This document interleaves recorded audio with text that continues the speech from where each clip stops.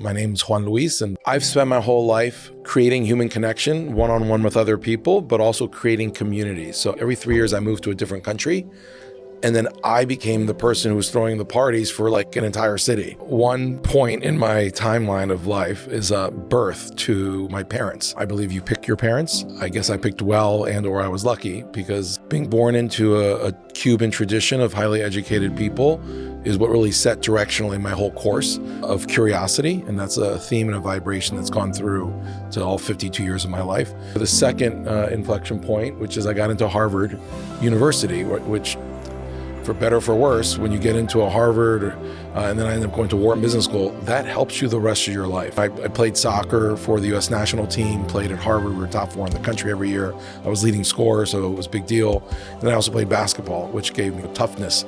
So then the next big inflection point was probably leaving the US at 22 after college. I didn't feel like I was connecting with Americans. My name's Juan Luis, and people didn't understand the context of that name, and they often judged me by my name and not by who I was. So I went to places where people judged me by who I am. And so I ended up living for about 18 years until the age of 40, all over the world, in France, Brazil, Germany, Dubai, Abu Dhabi, Puerto Rico, etc. And then the next data point was probably leaving corporate world and going to headhunting. Everyone thought I was crazy.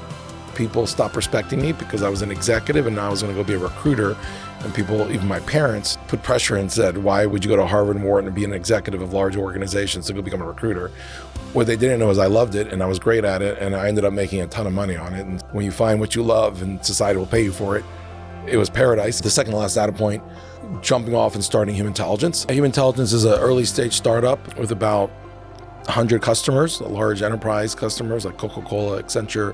And what we do is attack this challenge of human connection at the workplace. Because when you have 500, 5,000, 50,000, in Accenture's case, 700,000 employees that are distributed across several offices, several countries, with different generational differences between Gen Zs, millennials, and baby boomers, you have a real breakdown in the backbone of business, which is communication and collaboration. Everybody has different styles, different behaviors.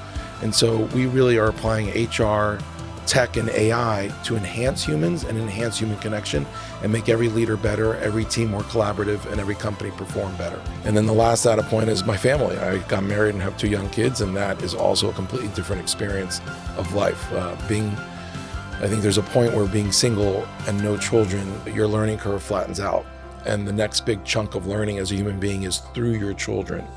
And you can't experience that unless you have children. And so I'm now on that journey, and boy, the learning curve is steep.